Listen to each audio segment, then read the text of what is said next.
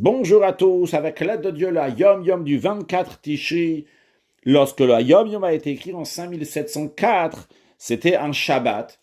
Et donc aussi Isru Chag, vu que c'est le lendemain de la fête de Simchat Torah. Et le Rabbi nous dit que ce jour-là, donc le Shabbat qui est après Simchat Torah, c'est le Shabbat qui me vachim, qui bénit le Rosh Chodesh de Mar Cheshvan du prochain mois. Et donc, la coutume, elle est de dire tous les Teilim tôt le matin, et c'est un jour de Fabringen. En ce qui concerne la Haftara, notre coutume, elle est de dire la Haftara depuis Kohamar jusqu'à Veyadir. À noter que la coutume des rabbis de Chabad, c'est de rajouter dans les Shana Beret, dans les années embolismiques, encore quelques versets, comme les Ashkenazim rajoutent chaque Shabbat Bereshit, le rabbi de Chabad les rajoute dans l'Haftara de Shabbat Bereshit uniquement lorsque c'est une année embolismique, mais c'est uniquement pour les rabbis et non pas pour le public.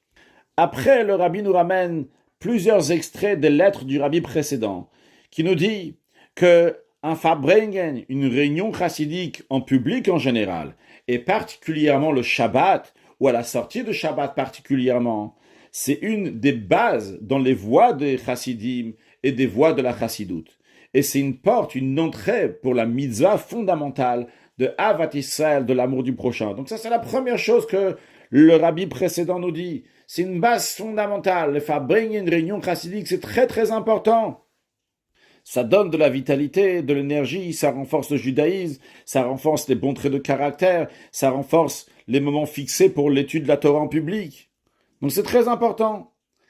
Après, encore un point.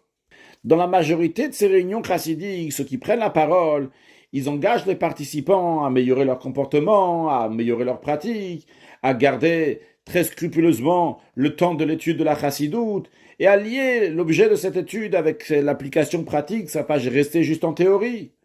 Alors, le rabbi précédent dit que c'est bien de faire ces remontrances pour motiver tout le monde à s'améliorer, mais la manière, comment faire les remontrances, c'est bien expliqué dans le discours chassidique qui dit Imruach HaMoshel, littéralement si l'esprit domine.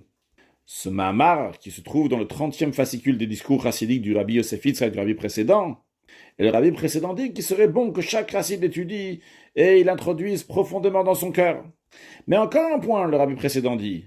Les remontrances qui sont faites au moment d'une réunion chassidique, ils sont uniquement sur des sujets qui ne vont pas vexer ceux à qui on les adresse. On ne va pas faire blanchir, rougir ces gens, comme ça l'a toujours été depuis toujours, que les chassidim entre eux, ish et re'eu, l'un à l'autre, se réprimandaient avec amour et grande affection. Mashiach na, ou un excellent yom,